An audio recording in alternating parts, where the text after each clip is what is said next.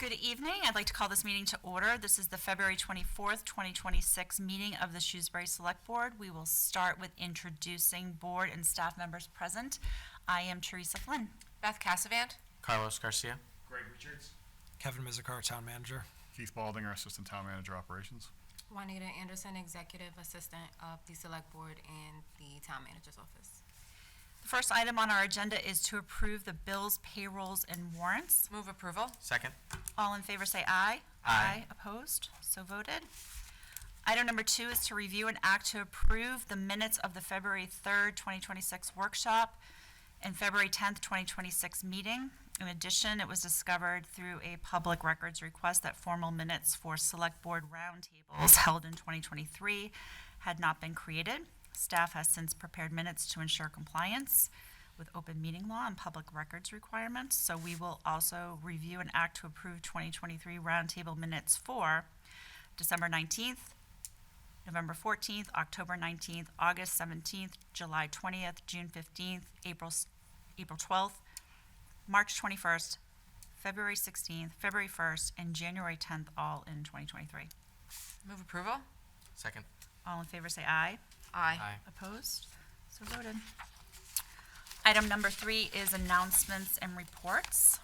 I do have one announcement regarding the 15 Maple Ave reuse project. We're looking to seek input from the community. As you know, the Select Board voted to retain 15 Maple Avenue for municipal use. The next step is engaging the community to shape what the future of that property will look like. So we're seeking feedback from residents on potential uses for the property, overall vision, and even elements such as layout and landscaping. And your input will directly inform how the site is planned and developed. The resident survey is available on the front page of the town's website and on our social media platforms like Facebook and Instagram. We encourage everyone to take a few minutes to participate. Your feedback matters, and we want this process to reflect the priorities for our community.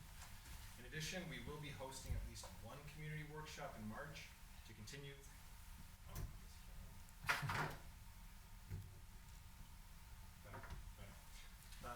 Community workshop in March to continue the conversation and gather additional ideas.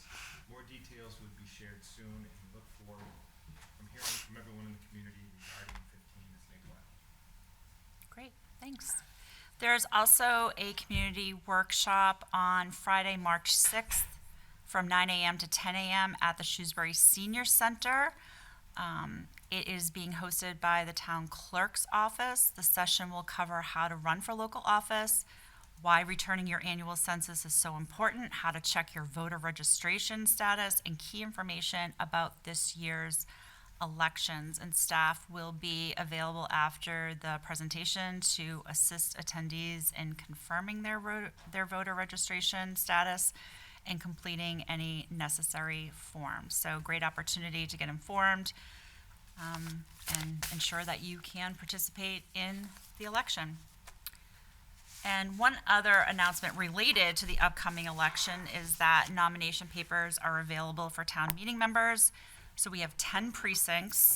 There are 6 to 9 seats in each precinct. Nomination papers are due to the town clerk by 5 p.m. on March 18th and require at least 10 signatures of registered voters in your respective precinct. And nomination papers are also available for 2 seats on the select board, 2 seats on school committee, and 3 seats for trustees of the public library. Nomination papers are due to the town clerk by 5 p.m. on March 17th and require signatures of at least 50 registered voters. Okay, item number 4 is the town manager's report. Mr. Mizikar. Good evening, board members. Just a little while ago, 5 o'clock, it was great to celebrate the ribbon cutting event for the Recreation Department at the Raystone Post at 805 Main Street here in town. It was a great community event. Appreciate so many people coming out to welcome Recreation Department in their new home and take a look at all the renovations that were done. Of course, the Select Board put American Rescue Plan Act funds in place, and we used some CPC funds to make that project happen. And it really looks great, and look forward to having so many events and opportunities for people to engage in that space. I did also want to provide another update on the continued winter events that we've been having in the community and across the region. So we obviously had another big event yesterday on February 23rd. Your total accumulation is somewhere around a foot. Hard to tell with all the blowing snow, but just a couple updates. I know the previous large event, we had some issues, and we've really worked hard to reconfigure how we provide for snow and ice operations. So a couple changes that I did want to highlight for this event. We had, I guess, two major changes. We redirected equipment from particular routes onto other routes to make our operations as effective as possible. And we also shifted and increased our supervision. At any time during an event, we have almost 40 pieces of equipment operating throughout the town, ensuring that those contractors and our staff are hitting everything that they need to and meeting our quality standards. We took a different approach using those two key components, where the equipment goes and how they're supervised, and I think we did have better outcomes. We had staff in from approximately late evening on Sunday night and continued to have people that actually worked for almost 40 hours straight and went home today at noon. So huge thank you to our town staff that worked those hours. Where are we at right now? So we're certainly prioritizing areas around schools, including sidewalks. And then we're using our trash and recycling routes to prioritize the continued work beyond the schools. We're trying to stay one day ahead of where the trash and recycling contractor collections will occur.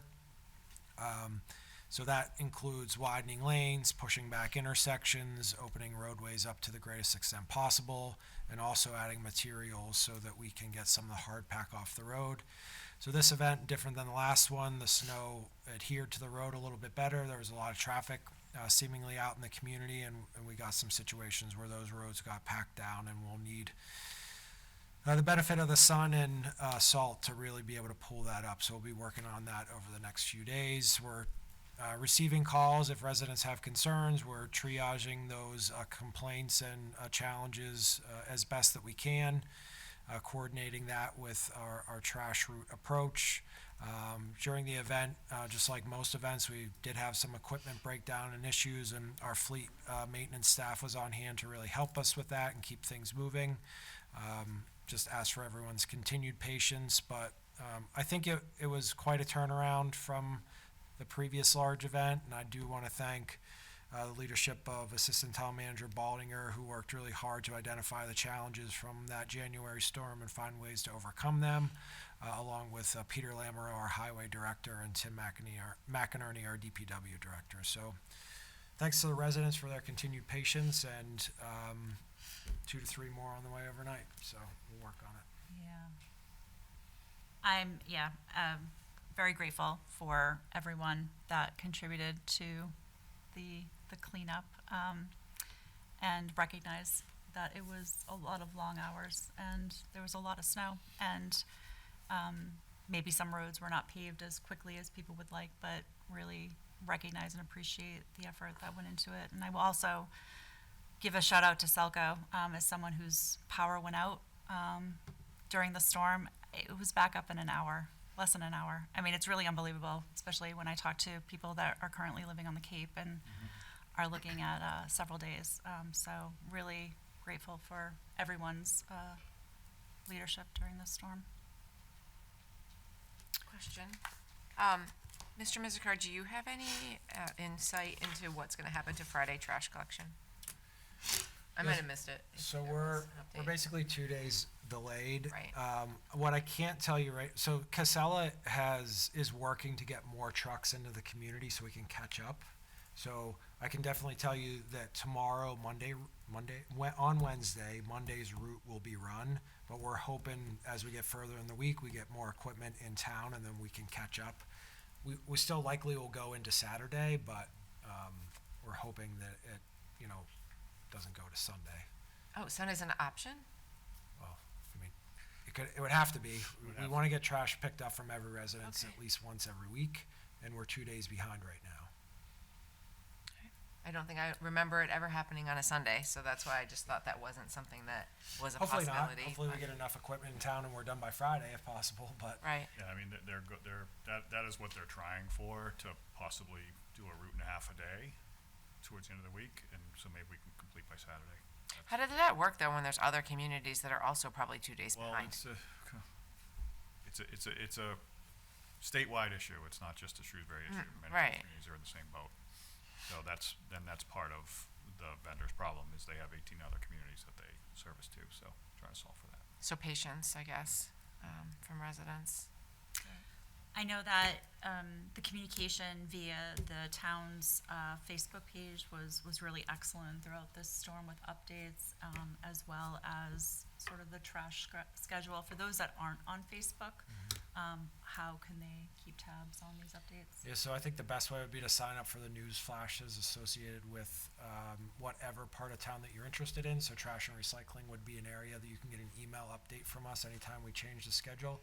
And we have been using Code Red to make calls out to the routes so that, we geolocate the calls and let residents know we update it. So make sure that you're signed up for Code Red and we have your address in there as well. So those are the two best ways if you're not on social media.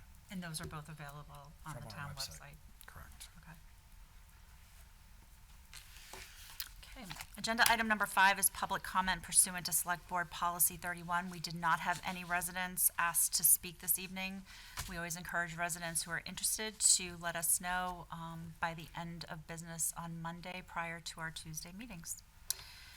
Agenda item number 6 is a 7:05 public hearing to review and act on the application of United Parcel Services on behalf of Opal Fuel Station Services LLC, 50 Centec Boulevard for fuel storage tank license. The license would authorize the storage of flammable and combustible liquids at this location. If you wouldn't mind stating your name for the record. Sure, Justin Abel with Opal Fuels. Okay. What is your role there? I'm a key account manager, so I manage accounts nationwide like UPS, Waste Management, who we build fueling stations for with compressed natural gas. So year to date, or I should say, in our history, we've built 55 of these across the country for UPS. So Do you mind just giving us a quick overview for public watching, what the request is here? the request is, I believe, for a authorization of the storage vessels that are going to be housed in the compound area for the CNG station. So the compound area is where we're going to hook up to Eversource, the utility, bring in natural gas, and we just go through. We're going to have 6 compressors that compress the gas up to 3,600 psi. That psi is the same psi that your package cars or your tractor trailers at UPS use. The fuel tanks at 3,600 psi is considered a full fill. So from the compressors, natural gas will go into the storage vessels. So there's a 2-3 bank systems, which are 34,000 pounds apiece, 37 feet long, and there's going to be 3 tubes, so there's going to be a total of 6. They're going to house about 900 gas gallon equivalents, so this isn't a liquid, it's a gas. So once those storage vessels are filled up to 3,600 psi, that's satisfied, and then when trucks come in to fuel, that gas will be pulled out to fuel the trucks. Once it reaches a certain psi, the compressors will kick on, the storage will shut off, and the trucks are finished with the compressors to a full fill. The vessels are, as I mentioned, we compress the gas up to 3,600 psi.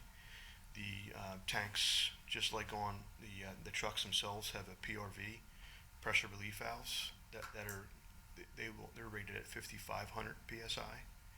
The storage vessels themselves are rated up to 12,000 psi. So they're going to be mounted. I mentioned it's called a compound, so you have your storage, your compressors, you're going to have your electrical, all within this compound area. The compound is 137 feet by, I think, 40 feet wide.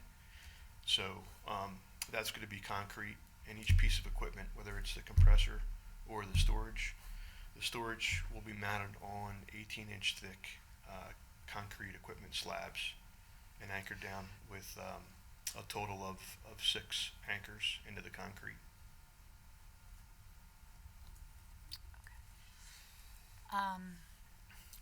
So the good news is that we rely on the fire department to review Yep. all of this in Absolutely. technical detail, and the fire department has told us that they have approved this proposal. So, board members, any comments or questions? No? This being a public hearing, are there any members of the public? I can also just add, for those who may be watching and wondering, this was part of the original proposal that went before the planning board as well, so it was thoroughly reviewed through that process. Thank you. Good point. Okay. Have a motion to close the public hearing? Move to close the public hearing. Second. All in favor, say aye. Aye. Opposed? Motion passes. Entertain a motion on the application. I move the board approve the underground storage tank license application of United Parcel Services on behalf of Opal Fuel Station Services LLC, 50 Centec Boulevard. Second. All in favor, say aye. Aye. Opposed? Motion passes. Thank you very much for Thank you. coming in. Agenda item number 7 is a 7:10 public hearing to review and act on the application of DeWright's Steakhouse. Going to open the hearing, but this applicant has requested that we reschedule the hearing, so I will entertain a motion to continue. Move to continue. Second. All in favor, say aye. Aye. Opposed?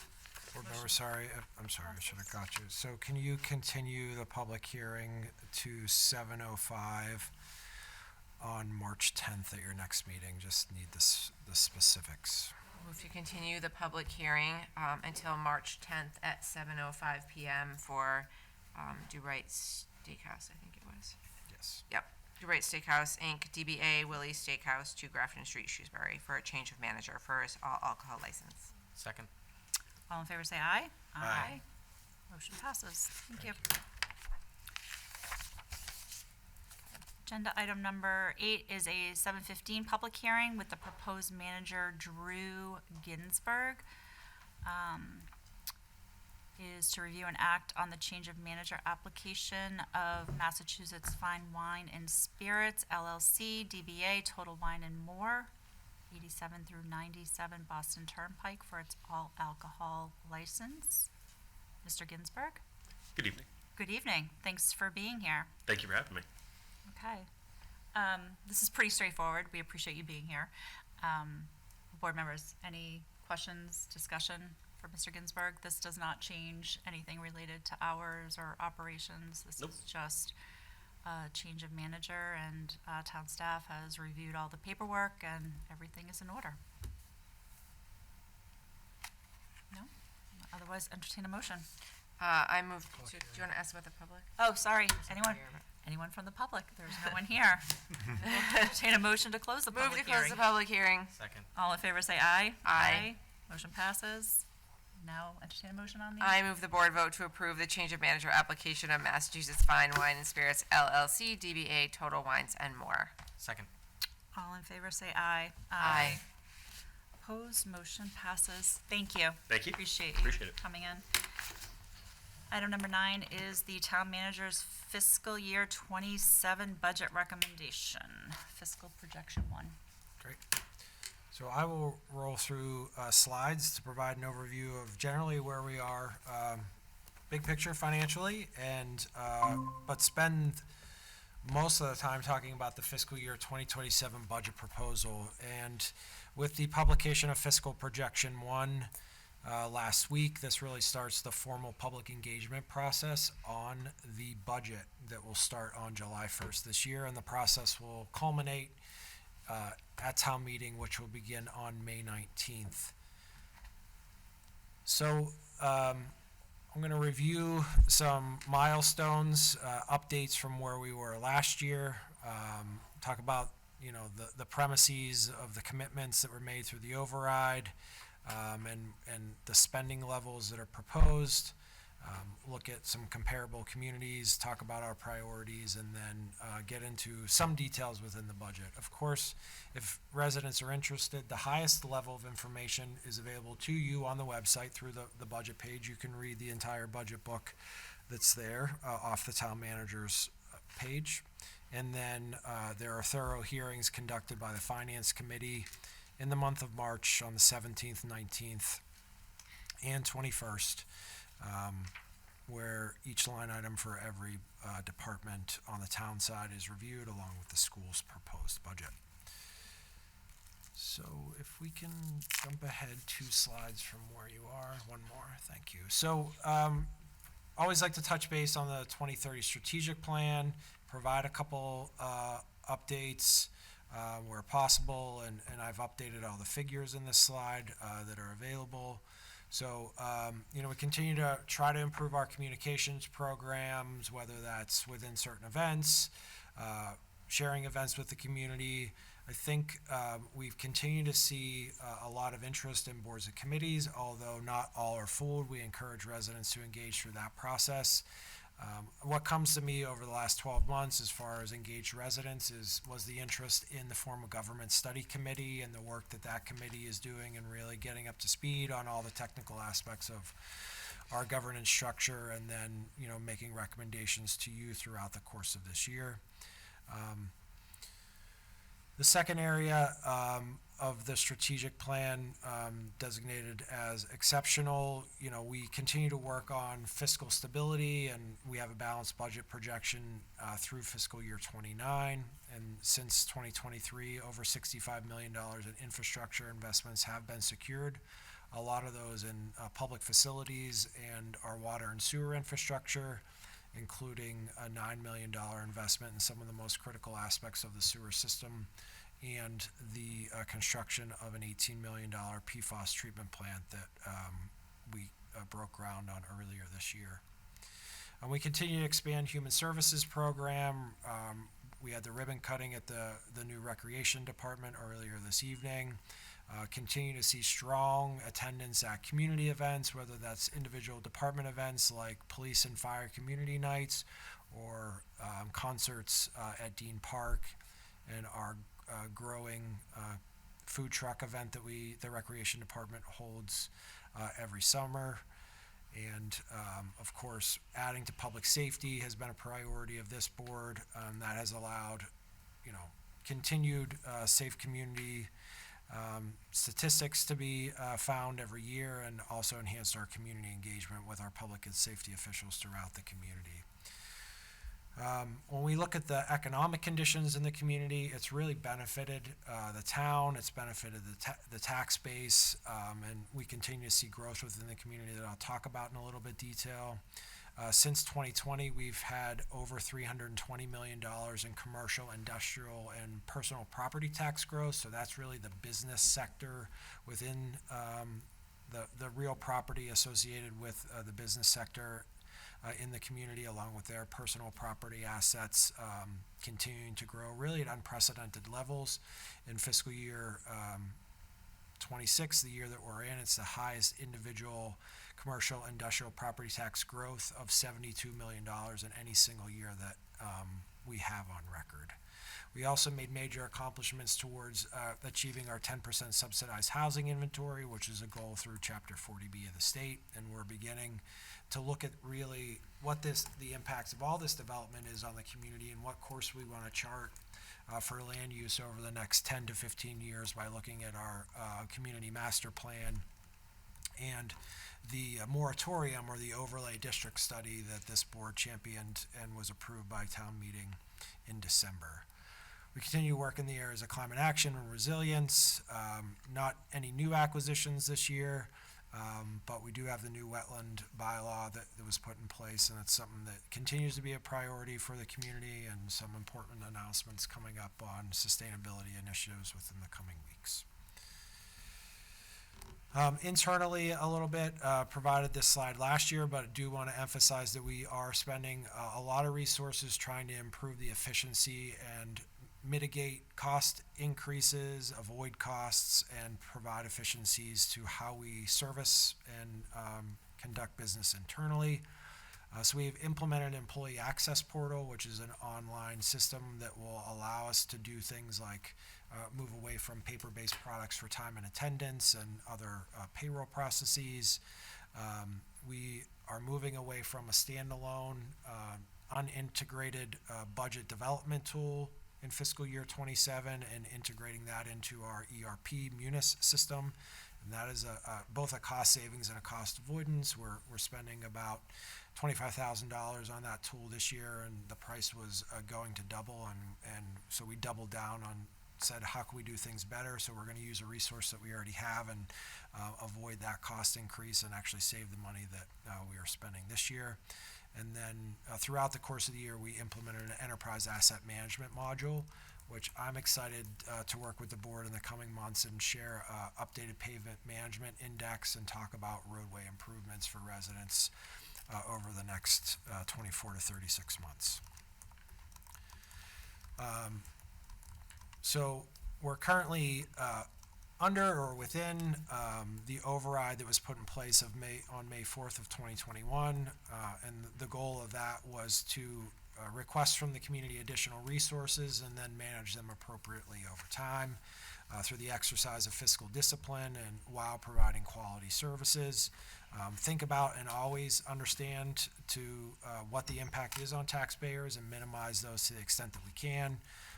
And then meet specific commitments that were established by the select board and the school committee, including expenditure caps based on the financial situation that we're in, and maintain an overall strong financial position. And I'll talk about some numbers on that. So when we look ahead, just briefly, I don't want to spend a lot of time on that. This is something that I need to thoroughly vet with the board in some more detail. But whenever I look forward, based upon those expenditure caps, it gives us a really clear insight into the future. We have funds in an override stabilization account that we can rely upon. And if I look forward, I do see the opportunity to have a balanced budget through fiscal year '29.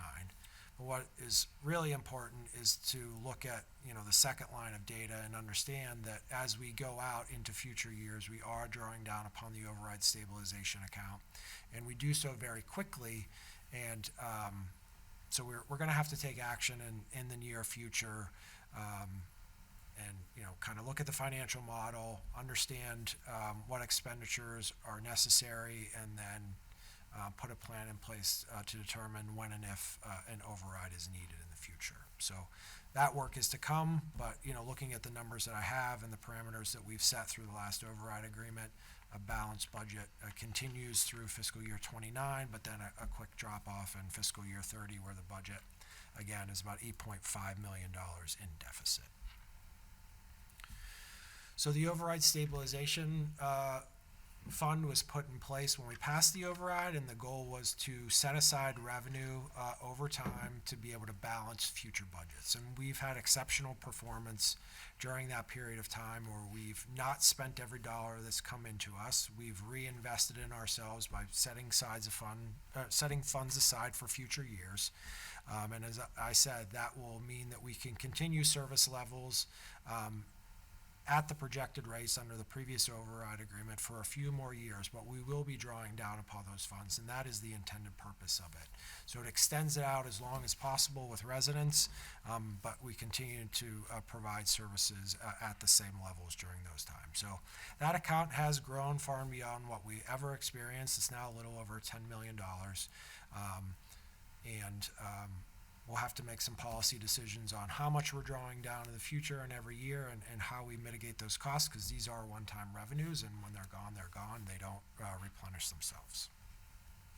I think it's important to pause there and make sure, Sure. because I think some people will see this and say, oh my gosh, but really it's the result of, well, you're going to get to it, so I won't steal your thunder. But I do Okay. think it's important that there could have been a decision to spend it down, Yeah. which would have required an override ask a lot sooner than we are currently planning for. So I don't want people to be alarmed to think that we're stockpiling money. We really are making sure that we stretch the last override for as long as possible before the community has to be asked for a tax increase higher than the 2.5. That's right. So fiscal year '27 that we're working on our budget for would be the 6th year, and we were originally planning for 4 years. But again, this $10 million should be looked at as the operating savings of the town, and it's been part of the plan from the beginning, and it does show that we're not spending every dollar that we raise and capping ourselves and quote-unquote living within our means. Yeah, and I think people, if they're like, well, we would have liked for you to spend more, we would just compound the future tax need. So it's sort of, the more we spend now, that becomes a recurring expense. So again, it's sort of, if you look at this and say, well, why are you being so conservative? It's not overly conservative. And to your point, in your model, we see how quickly we draw down on it. Yeah. Um, We've spent within the historic averages of the community since the override has passed, and we spent a lot of time before the override looking at what those expenditure levels were and how appropriate they were, and then we set those through the agreement. The override stabilization balance at its level that it is more a result of excess revenue than it is, Lower spending. lower spending over that time, because we've spent at those levels, but we've had a lot of growth within the community, which I alluded to before, and we'll talk about a little bit more. So the general stabilization fund is a stabilization fund, but it's not the same as the override stabilization fund. This is really the rainy day fund of the town. If there is an unforeseen emergency, we would use this to stop the bleeding, and that could be a long-term economic crisis where those revenues that we have that are really elastic and depend on the economy kind of decline, but we want to maintain service levels, or if we have some type of more acute disaster or weather event in the community where we need to draw upon our own funds, this is where we go. And the significant accomplishment that we've made not only is the result of going from less than $2.5 million to almost $8 million in this and reaching policy level, but it is using those excess revenues to get us there so quickly. We are at policy level, we achieved it, and now it's much easier to maintain this. It takes about $300,000 a year to maintain the policy level, which is 5% of the upcoming year's operating expenditures. So where did those dollars come from, and how has it been possible to build override stabilization funds and general stabilization fund during this time while hitting those expenditure caps and targets? So what has happened is we've seen growth in the community, and what seemingly will continue is additional growth within the community. And as I said, we need to look at the master plan, we need to look at the moratorium that was put in place in the overlay districts, and see to what extent we're interested in continuing that growth. So when we look backwards, we've seen major developments that have occurred. The Edgemere mixed-use redevelopment took a vacant parcel and turned it into a property that's valued at nearly $100 million now. Centec North Commercial Development. This was town-owned land, 60-some acres that the town held for over 20 years, and then finally sold it to the developer, and now it's full of commercial high-end users.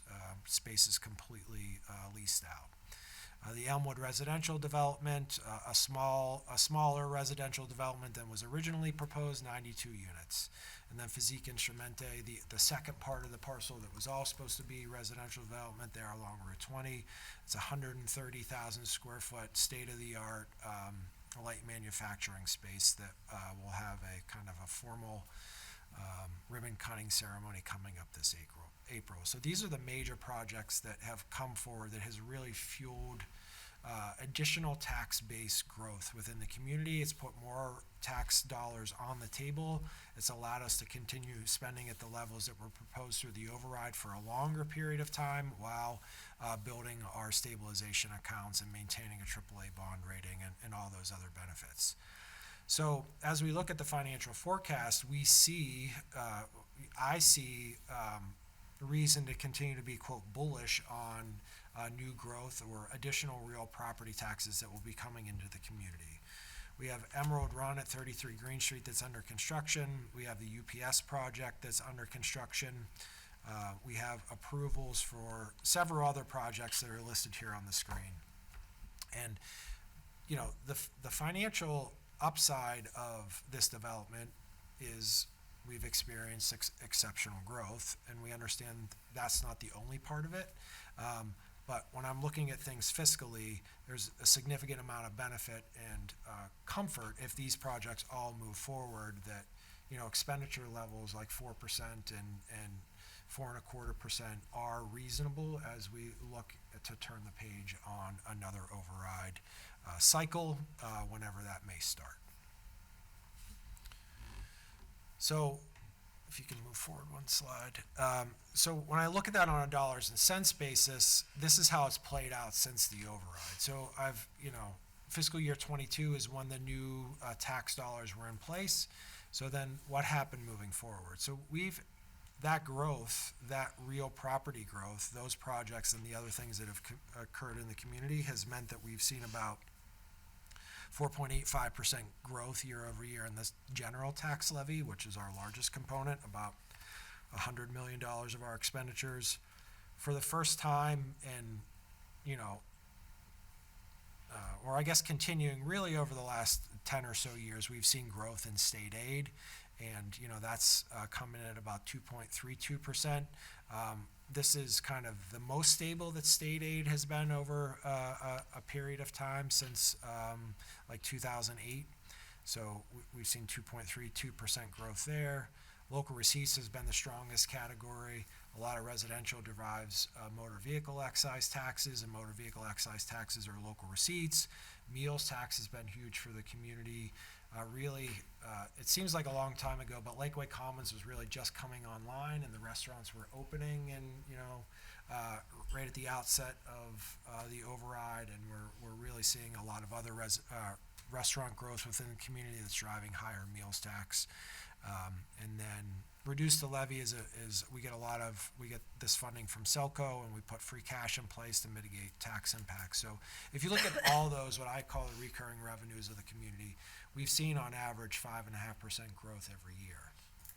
And 5.5% growth with the expenditure caps that we've put in place means that we've been able to set funds aside, not spend everything that we've had, and save for future lean years, or just actually prolong the amount of time that we have to go back to the community and ask for additional override, additional tax dollars, while continuing to provide services in a high inflationary time like we've seen over the last 4 years. So without the growth in the community, we wouldn't have been able to do that. Our original projections were that we'd have asked an override 2 years ago, and we're fortunate to see a couple years into the future where we don't necessarily have to ask that.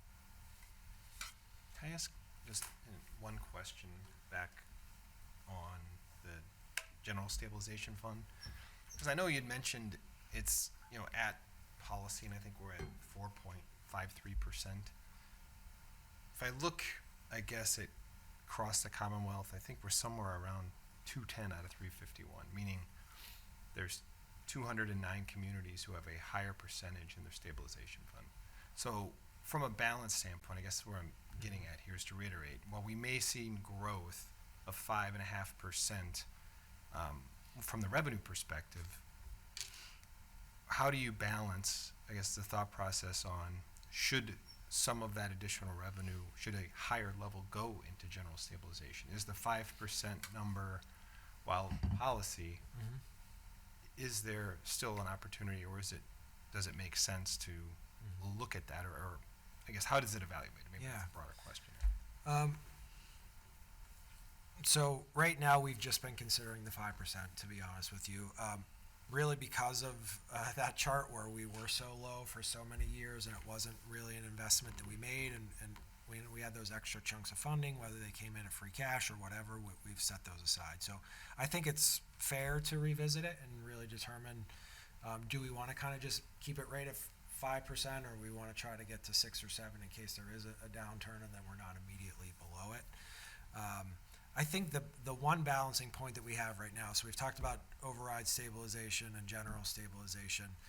The third leg of that stool is free cash, and we have about $12 million also in free cash, which is a reserve asset. So I think if you combine all three of those, we're probably healthier than a lot more than those other 209 communities that you reference on general stabilization. I didn't know that fact. It's pretty interesting to hear that many communities are in that good of a position financially. But I think it's something worth revisiting. To just add on to what you're just talking about, you know, when COVID hit, right? Even without the American Rescue Plan Act funds, we were okay, because there's been such prudent management of our finances historically in town. You know, regardless of who the manager is or who the board is, like that's always been a priority. And I also think, right, we have this AAA bond rating, which is reflective of our strength financially. My concern with adding additional dollars to the stabilization, the general stabilization, is that it doesn't leave as much for operating expenses. And that's always, you know, something where we run so lean, right? We talk about, okay, well, how much are we going to put in retirement? How much are we going to put toward pension? And when you tie up those dollars in like something else to do more to the stabilization, then you're leaving even less on the table to be able to manage those operating expenses. So I think we have to make sure that we find the balance of saving, but also being able to operate today. I think we kind of all do that in our homes also, right, with our own home budgets, to try to figure out, you know, how much do we want to put away for the future and how much do we need to be able to make sure that we're able to do the things that we need to do in the present. So I'm not saying we shouldn't revisit it, but just want to. Yeah, because I'm thinking, I agree with you. I think I'm just looking out further, because if that pattern doesn't continue, it always is a balance. But if you start seeing that CAGR reduced, and we're not seeing the year over year, especially on the local receipt side, I know it's been healthy for a long time, and we still project that it will maintain that. But I also, you know, I think there's always a balance between taking as much of that, putting it towards operating expenses, and then also making sure that we're you know, saving as well, even though this is it's a very healthy picture. I want to reiterate that. We are in a very healthy position, but we also want to continue that and try to mitigate, in my opinion, having to go back in conversations with the residents of the community, when we look at anything, like when we talk about overrides and other things, just think all these things are interesting. I just thought it was an interesting data point, Kevin. I just looked it up because I was curious, right? I was just like, I wonder where we're at. And to your point, I haven't gone into depth about where they're at with anything else, but just on that fact alone. So Because I wonder where they are with their retirement, because very few communities Yeah. have fully funded their retirement, their Yeah, pension. and we've sacrificed a lot to do that. Yeah. Yes. Yep. That's your next fact to find out. But I think it's like not many. It's a very small number. Yeah, we're the highest. in the Commonwealth. Yeah, and I think that, I mean, that has been a long-standing objective of Shrewsbury for good reason, but I think we have to continue to remind the public who might say, oh, well, that's money that you should, you know, spend elsewhere, the type of liability that creates to the town and some of the advantages that we would lose as a result of not sticking to our strategy. Okay, so let's continue on the theme of comparisons for a little bit, I guess. So just to kind of provide some perspective as we get into the fiscal cycle, just a reminder here. So just providing some comparisons. Remember, we had DLS come in and help us make some recommendations on who we should compare to. So this is a mix of those communities that the state recommends that we compare ourselves to, and then some of our communities that residents are familiar with, that, you know, right around us, Northborough, Grafton, Westborough, just to compare ourselves to our neighbors. So population density, you know, we're middle of the road, and I think that's important because there are some efficiencies whenever you have greater population density per square mile. So the tax levy per capita. So how much does every individual in this community pay versus the other communities? And we fare very well in this because we generally have a lower overall tax bill than a lot of other communities in the Commonwealth. Now, there's a lot that goes into tax bills and tax rate and what services do our residents receive, and I think I can confidently say that we're providing the same or more services than most communities throughout the Commonwealth, and definitely our comparable communities. So one chart forward, again, Total expenditures, obviously, if our tax bill kind of is on the lower end of the per capita cost, then the amount that we spend is within that range as well. So we find ourselves in a very similar position on expenditures per capita. The average single-family tax bill, again, is lower whenever we're looking at the number of residents served with the resources that were provided to us. The residential tax rate, although rather low, we find ourselves more in the middle of the road. We're about 11% of the value of your property, 11.5% is paid in taxes. And then single-family tax bill, again, kind of middle of the road to our comparable communities, a little less than $8,800. And that range here spans from about $6,500 in Marlboro to almost $13,000 in Westboro. Would you attribute some of that, because on that slide before that, you show the asterisk with the split tax rates? Yes. So in the same one as, I'm wondering if that attributes the communities that have a lower, say, single-family tax bill. I think some of them also have that same split rate. Yes, that is true. So if you have a split rate, generally, well, everywhere, you have a lower residential tax bill, tax rate, and therefore a lower residential tax bill in most cases. So there are a lot of communities that are comparable to us through the DLS portion of our analysis that do split their tax rate. So we have that advantage that we're a cost advantageous place for businesses in having a single tax rate. So, start to pull in the revenue for fiscal year 27. This is our updated analysis that we're recommending, $197,596,611 that are available for expenditures. And it's the traditional breakout as far as percentages go. Certainly they switch by a tenth or 2% in every category, but the largest portion of our revenues come from the general tax levy and property taxes from residential properties and businesses, followed by state aid. Our utility revenues that are based upon user fees, and then local receipts is our fourth largest category. So here's the dollar breakout, and we've made some changes and increased some revenues that we have projected from the FY27 revenue manual. The largest portion of that falls within utility revenues. I do want to say, and I'll try to say it as much as I can, but not be annoying, we are still working on a couple aspects of the budget. Certainly the operating budget is the recommendation as it is right now, but the capital improvement plans, the general capital improvement plan, and the utility improvement plans are something that are a work in progress, and we'll continue those until we get to the hearings on those, which won't occur until the middle part of April. So then, where do the dollars get spent? Not only are revenues very consistent year over year, but the buckets of funding, the larger buckets of funding that we expend in remain similar year over year. So about 48% of expenditures goes to education. 13% of expenditures get shared between education and traditional town services, which is shown as municipal on here. Municipal represents the second largest category, which is 19%. Gratefully, our debt service is declining. We haven't taken on any general tax levy debt in the last few years, so it's down to about 6% after a high of a little over 10% just a few years ago.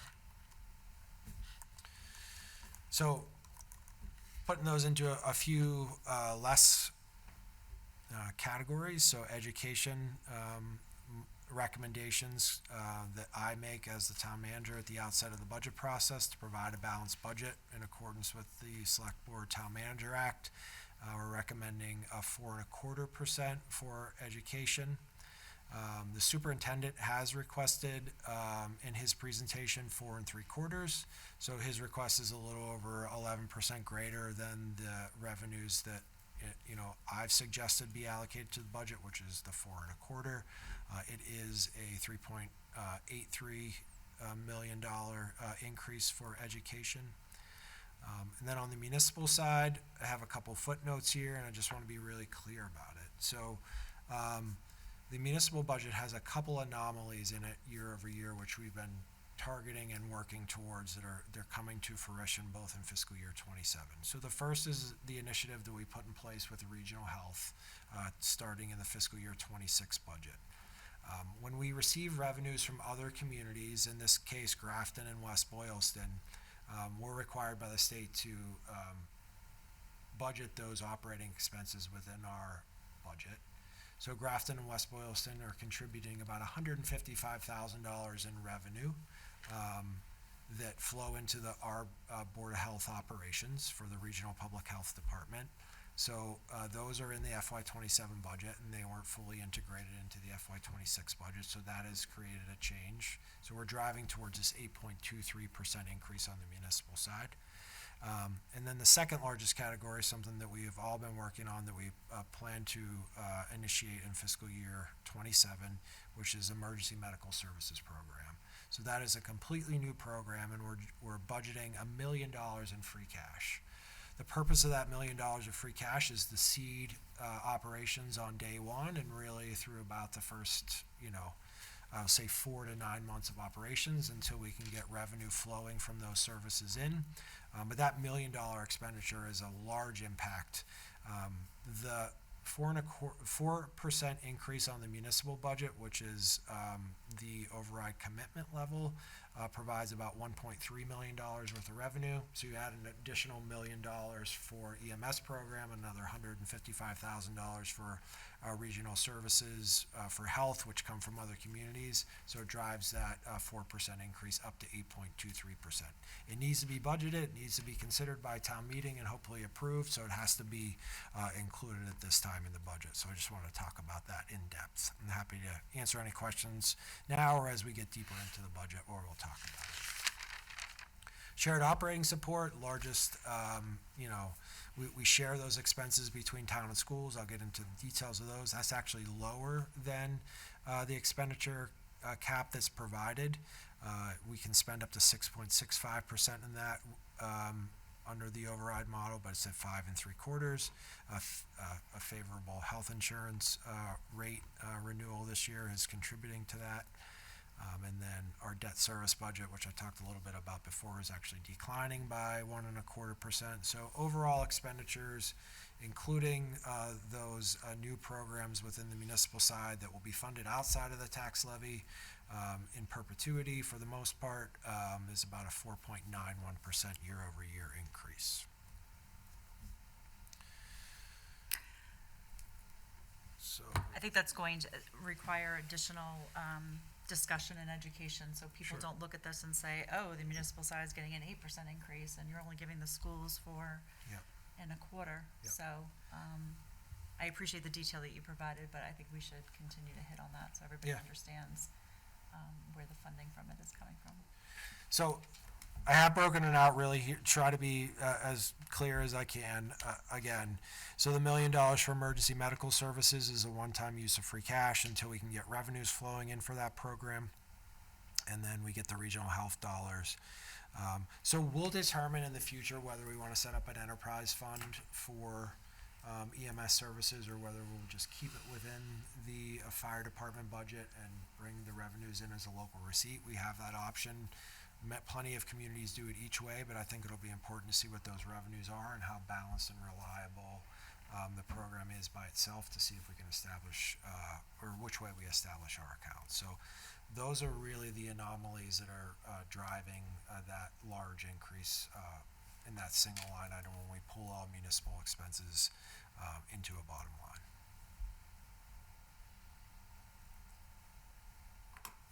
All right.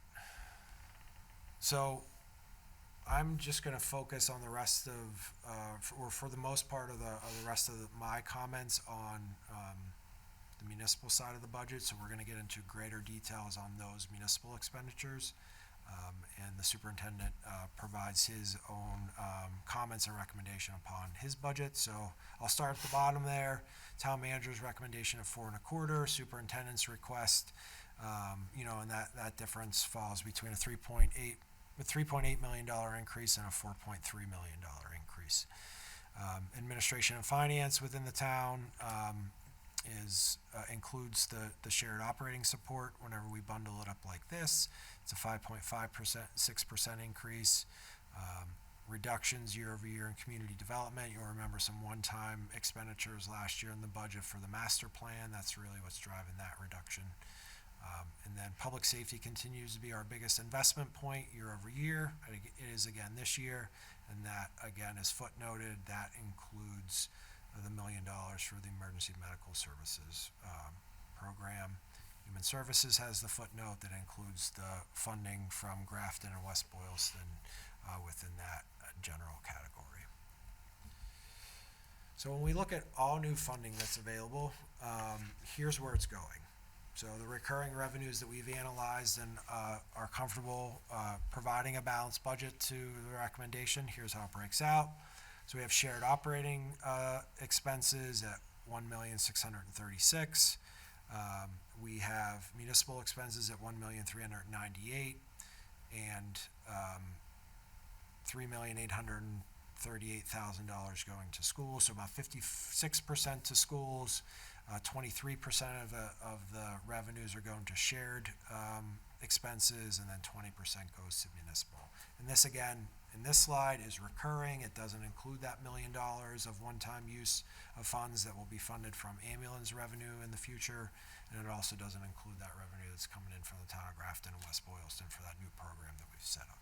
Kevin, under shared operating expenses, roughly what percentage is municipal versus education? or school?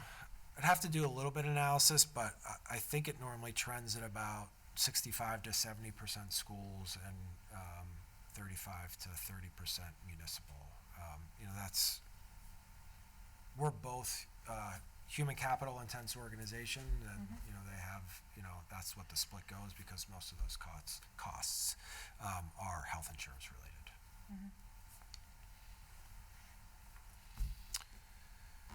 So what are we doing with the budget, and what are those priorities as a result of it? So total department expenditures have been held to 4%. That is using those new dollars for municipal, about 1.4 million.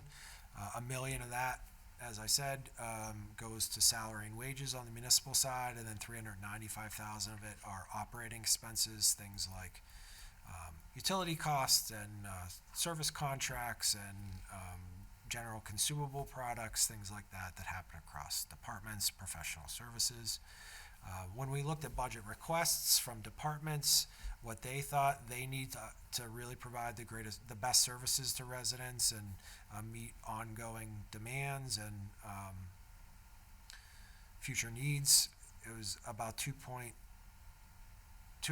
million needed to be stripped out of their request because it exceeded the available funds that we had. So we had to make a lot of tough decisions. We talked about that, how many positions were originally requested, and then we're only funding through 3 new additional full-time equivalents, which are there at the bottom of the screen, 2 police captains and 1 fire prevention inspector within the fire department.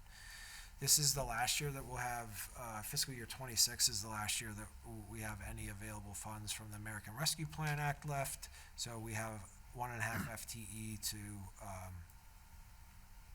merge into the general operating budget, which we've done over a period of 4 years. So that includes a half FTE in planning and economic development, half FTE within the council on aging, and a half FTE within the library department. That was formerly funded by state aid. So here's a breakdown. I won't go through all of them, but what didn't we fund?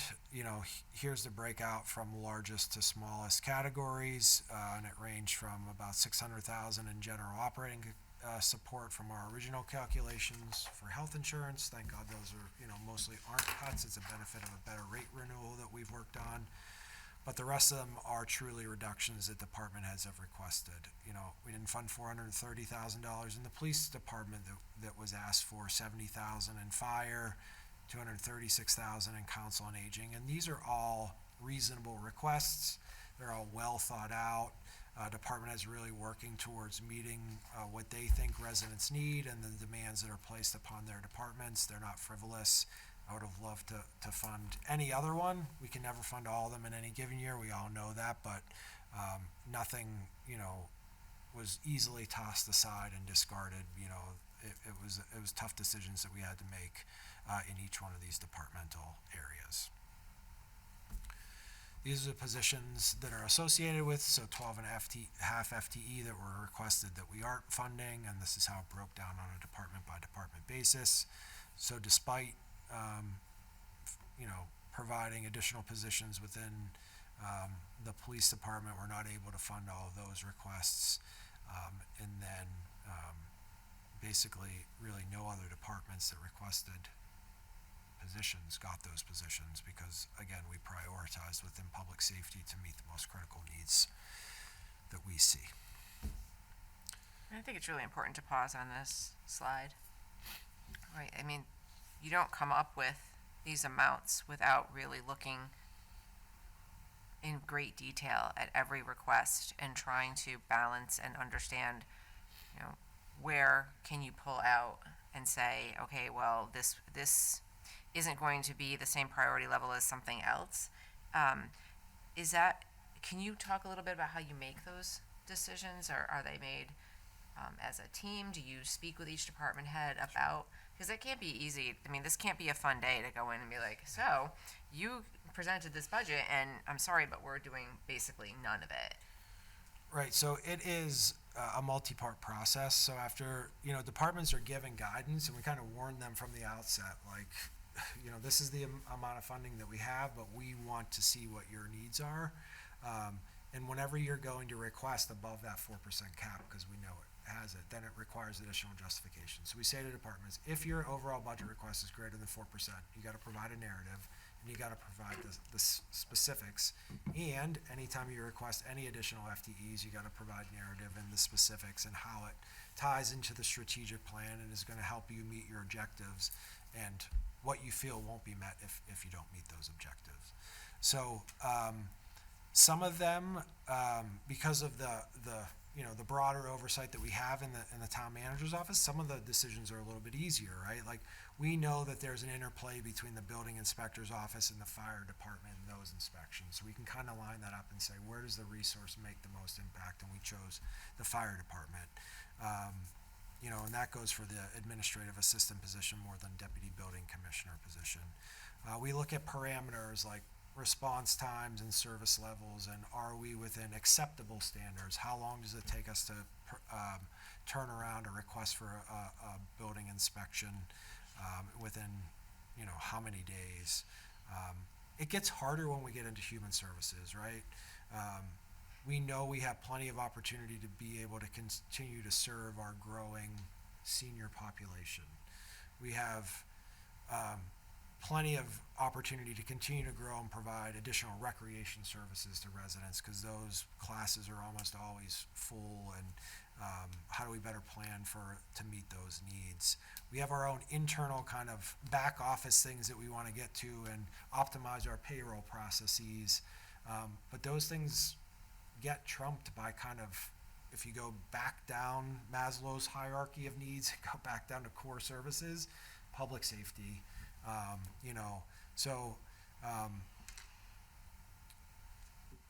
It's unfortunate that human services can be some of the most impactful investments that we make, but it's often smaller parts of the community and more discretionary, and they don't get funded. So it really, there's some balance that goes on. We can look at the building inspector's office and fire department in totality and see what they request and make trade-offs there, but some of it's just hard nose, and we don't have that flexibility in the budget at this time.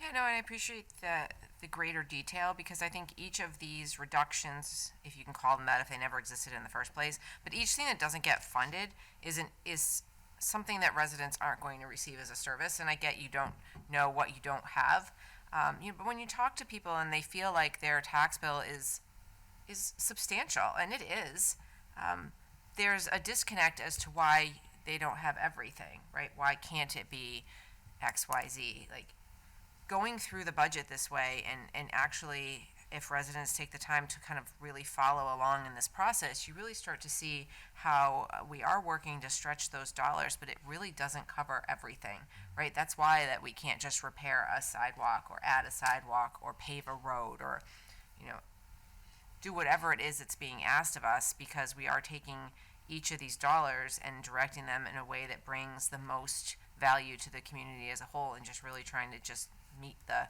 nuts and bolts basics of what needs to be done. There's not a lot of room for extra, even though tax bills are, in many people's minds, high.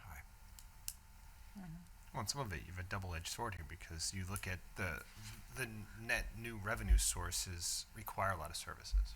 There's a lot of calls for service. When you're just gonna add a lot of these new developments, you're gonna have police and fire calls and all those type of things which require resources to be able to support it. So it's, yeah, we're getting the growth, but we have costs associated with have to be funded through all these municipal positions. So, I think it's an important thing to look at too. It's not, quote unquote, it's not just free money that is net growth. There's costs and sometimes even negative costs associated, meaning it costs us more to serve some of these than we get in taxes. So Does it, though, cost us more to serve a development than it does? I mean, it really depends. I mean, the more commercial there is, the more profitable. It's not a local government term, but the more revenue positive it is. And then the denser the residential development, the lower the cost of service it is. But there certainly are costs, and we talk about those when we look at our police and fire officers per 1,000, and we're seeing, a residential development that may have 300 units, that's gonna probably increase population by 600 or 700, so there certainly are costs there. The analysis that we've done most recently, whenever you add in other education factors and stuff like that, they mostly, all recently, have been revenue positive still. And I think, again, proof is somewhat in our ability to take some of the funding that we have received from that growth and put it away and not spend it year over year. I have a question along these same lines of some of the personnel requests that we're not able to fund. Have you observed over the years department heads asking for the same thing that continually cannot be funded, and how do you I know you've already covered it, how you prioritize, but I guess I'm just thinking about, some of those requests will just keep getting pushed off. Yeah, it is really challenging because several of the positions within the building inspector and planning, like the additional administrative support that they're desiring, have been year-over-year requests. I can see the need and understand the need. We think we satisfied it in a different way, but it's not within their department, so. Right, those are definitely recurring expenses, or recurring requests, excuse me. And then within human services, again, council on aging, these have been recurring requests, because we do have a growing senior population, and they are looking to be innovative and expansive with their programming, and it takes individuals to be able to do that. We're running on a staff of 4 and serving, 8,000 residents. Right. It's a challenge.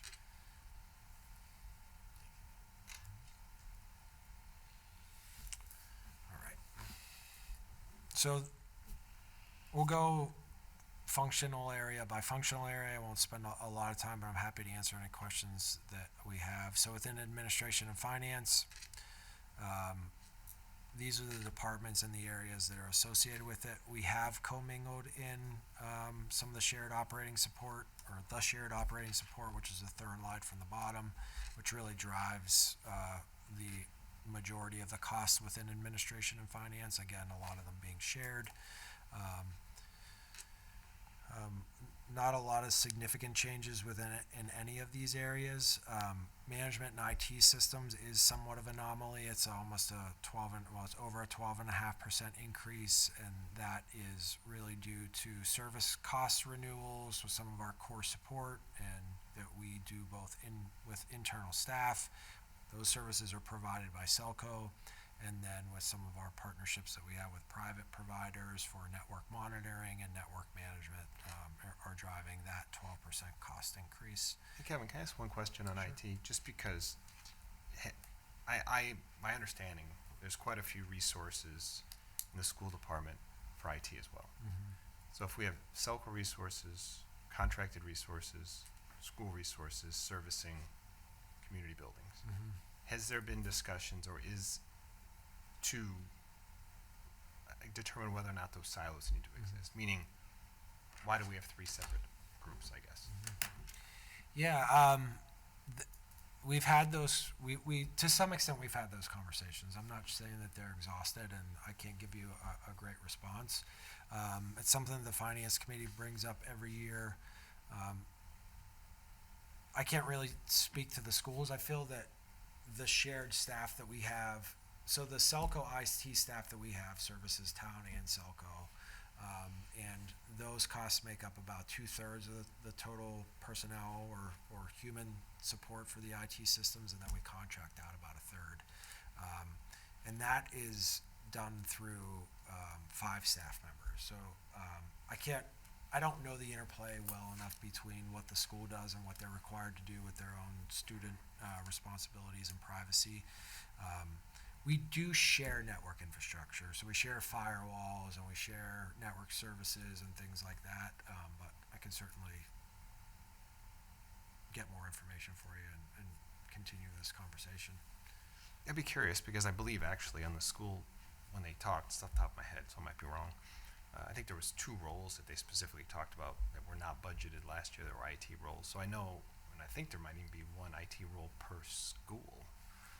So I just think about what that must cost and what are those real roles. I'm not, maybe there's nothing there, but I just think it's one of those things I think you've talked before about, looking everywhere to say, is there efficiencies to be gained? And maybe there is, maybe there isn't, but it would be interesting to at least look at that as one area. I feel like this is something that we've talked about before, and the school has addressed this at the budget hearings, right, where they talk about how there's, whatever, 6,000 students and everyone has a device, and there has to be people in each building, because if a device goes down, then the student can't do any work, or the teacher can't, and then there's the staff and teacher devices. I feel like we've had this, discussion at some point, so it'd be worth kind of figuring out, if there's an answer to that we have from previous discussions. Well, I think everybody Right. typically tries to protect their own in these discussions, and I always wonder, is there not say a third party? I'm not a huge saying that there's a consultant or something to look at it, but sometimes it's somebody who's an impartial set of eyes to look at some of these, because of course I think everybody's always thinking, of course I need all these roles. What would I do without them?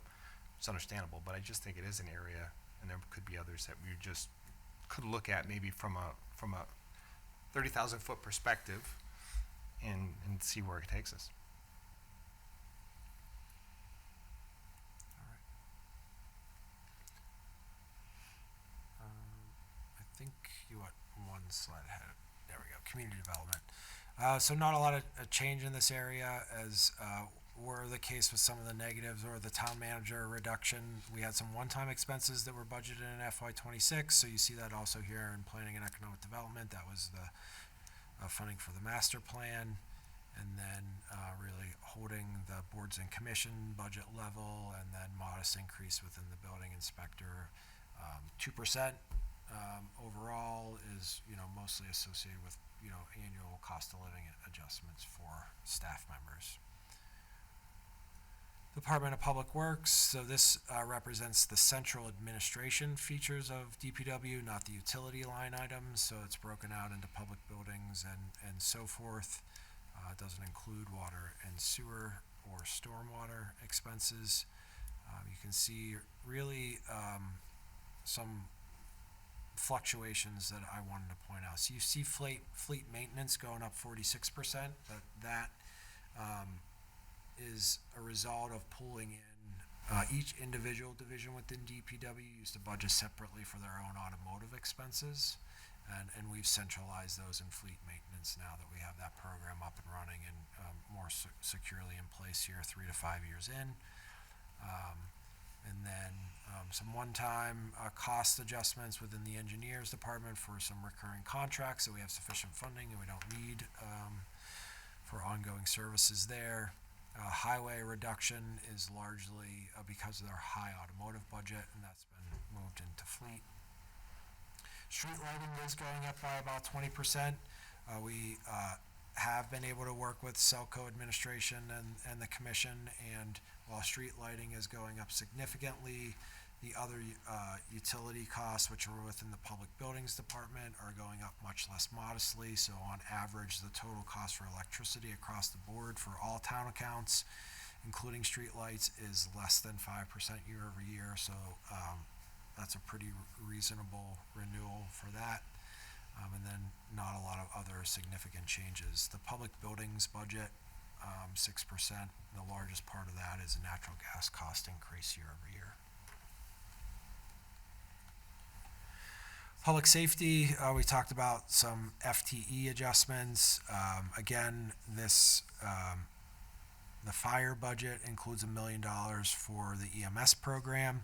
We're not showing the FTE there since it's funded by outside sources, but that does bring in 8 additional firefighter paramedics to be funded through this program. So the 1 FTE that's shown there is what would be funded through the general fund, which is the inspector, and then the 2 captains within the police department.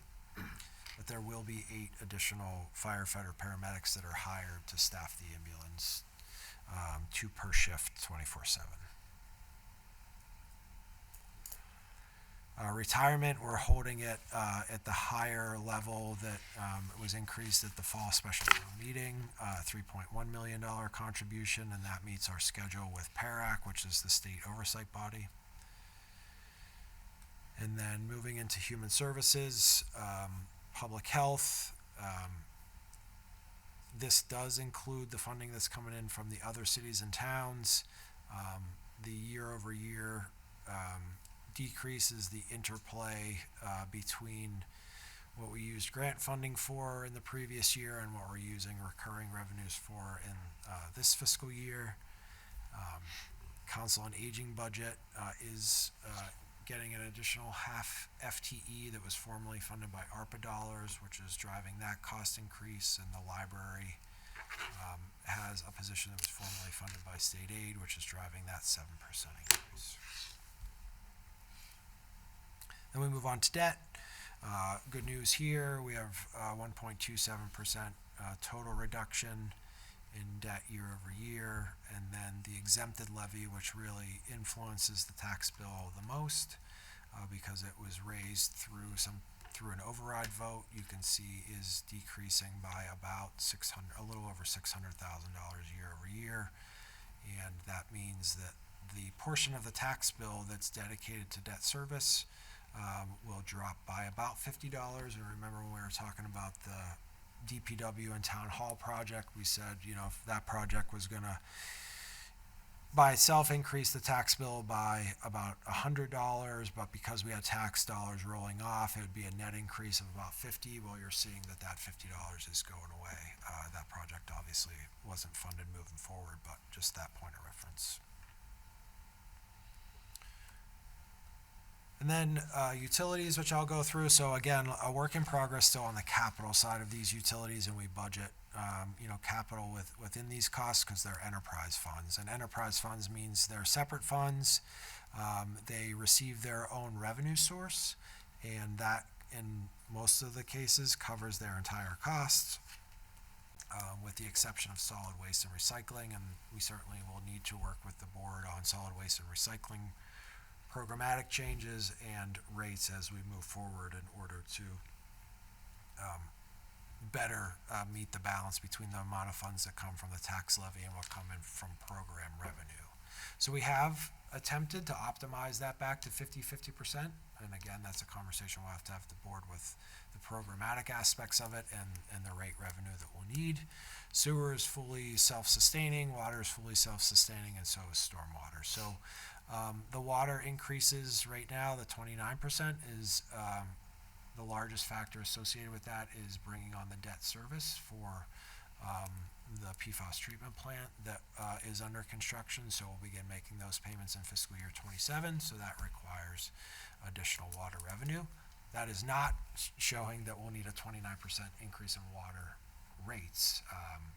That has been managed over the years, and we'll be using PFAS settlement funds to mitigate the impact on that debt service, but that's driving the largest increase the largest part of that increase for water services next year.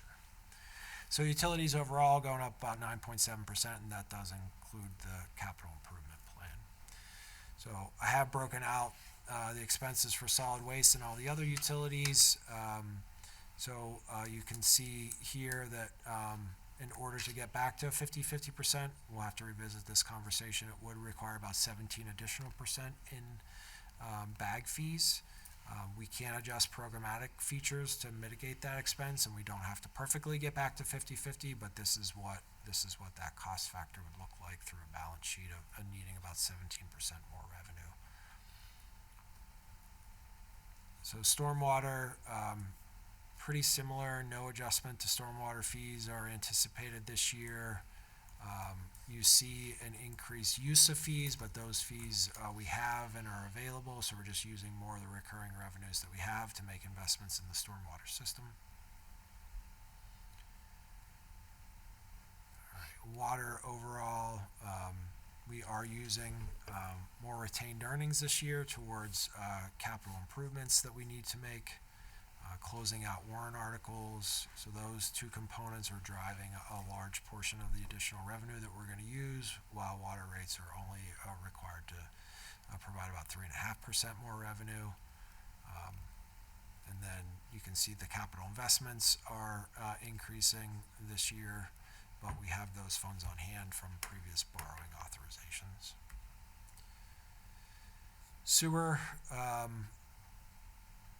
again, making a substantial increase to our capital investments. Again, this year, about $2.5 million were requested. We're continuing to work through those available revenues and how we'd fund it.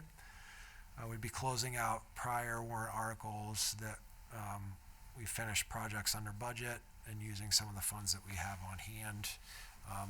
It is showing a sewer rate increase of about 10.7%. I don't think that'll be the final number because that is being influenced by the total capital investment, so we'll continue to work on that, but provide more detail when we get to the Finance Committee. So, I know it's one of our longer presentations of the year, but it's still pretty quick to go through the overall budget, and we have plenty more opportunities to talk about it in different settings moving forward, but I'm certainly happy to continue the discussion with the board and answer any questions that you have about the original or the initial budget proposal for fiscal year 27. I don't have any additional questions right now. I thought that was a very thorough presentation. Yeah, I think well, I know we always talk about the challenge, which is when you really break down the budget and you see how much is allocated to public safety and DPW, and you recognize that a lot of the municipal services that we talk about are really like 20% of the budget. There's not a lot of room to squeeze more out of that.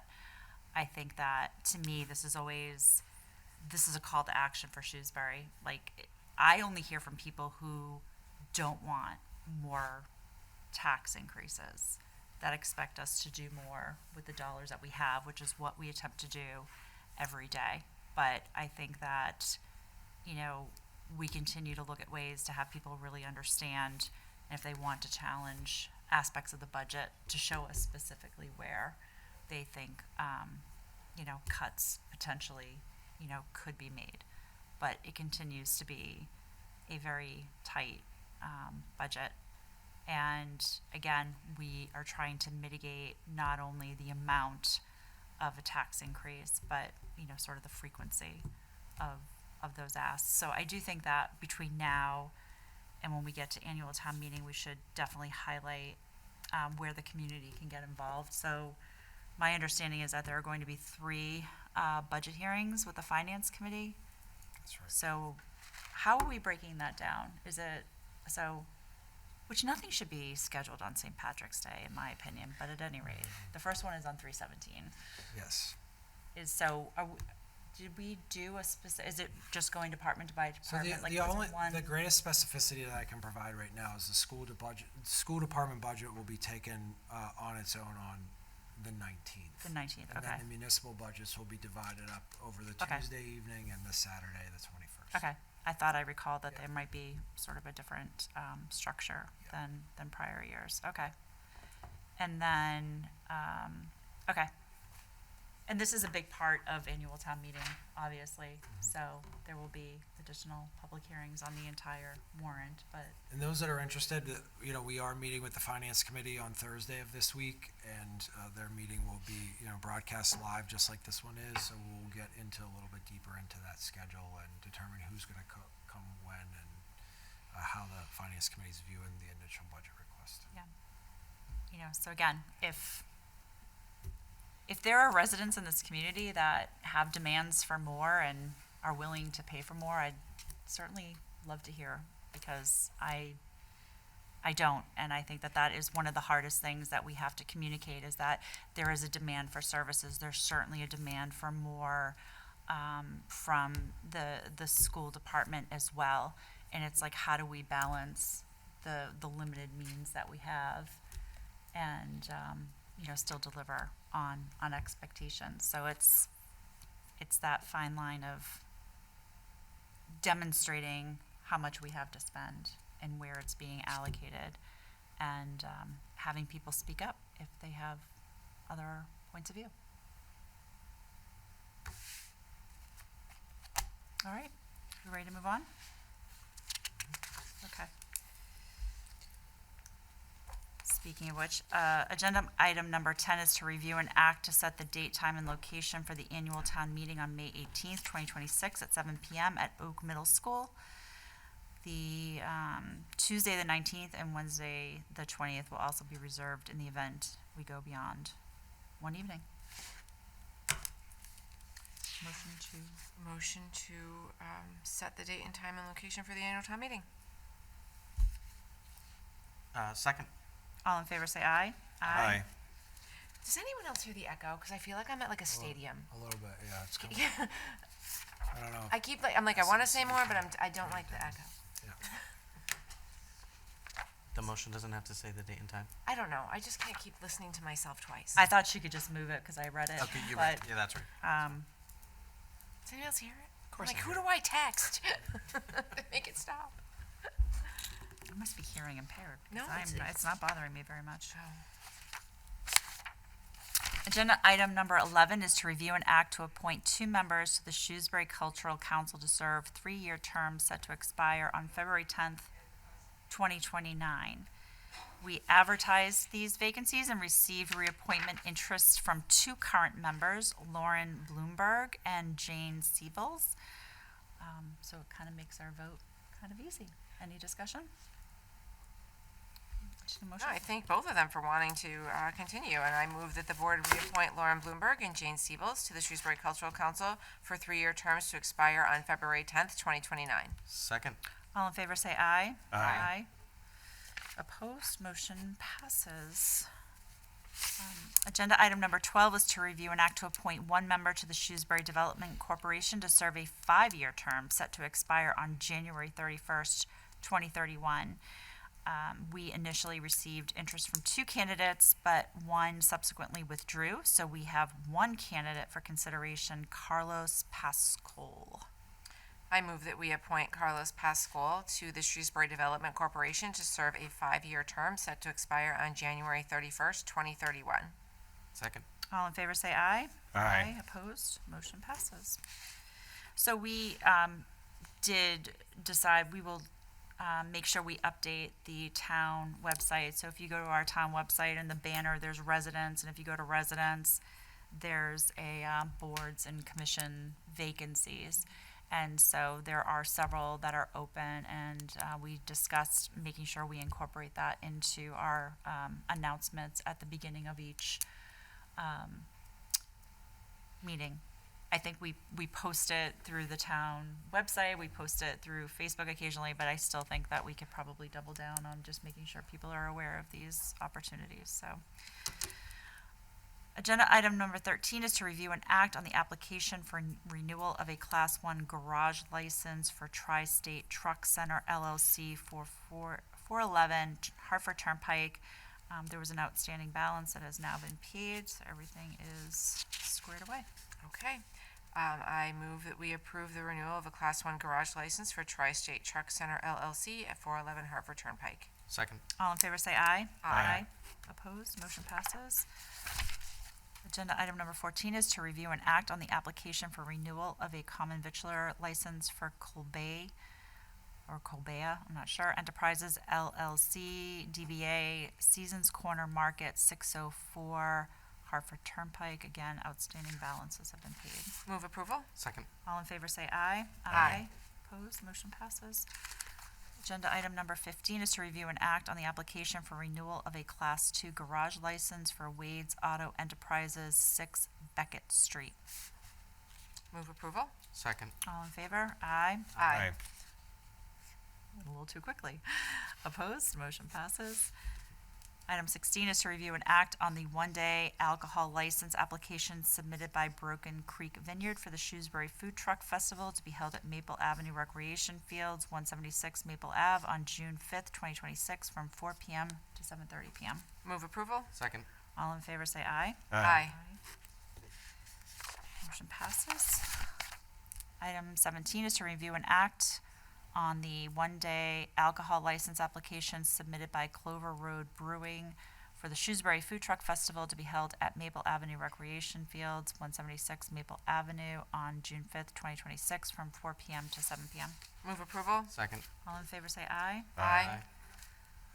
Opposed, motion passes. 18 is to review and act on the one-day alcohol license application submitted by Clover Road Brewing for the Summer Concert Series to be held at Dean Park, 805 Main Street, on June 18th, 2026, and July 2nd, 2026, from 5:45 p.m. to 8 p.m. Move approval? Second. All in favor say aye. Aye. Opposed, motion passes. 19 is to review and act on the one-day alcohol license application submitted by Broken Creek Vineyard for the Summer Concert Series at Dean Park, 805 Main Street, on June 18th, 2026, from 5:30 p.m. to 7:30 p.m. Move approval? Second. All in favor say aye. Aye. Opposed, motion passes. There's certainly a lot to look forward to this summer.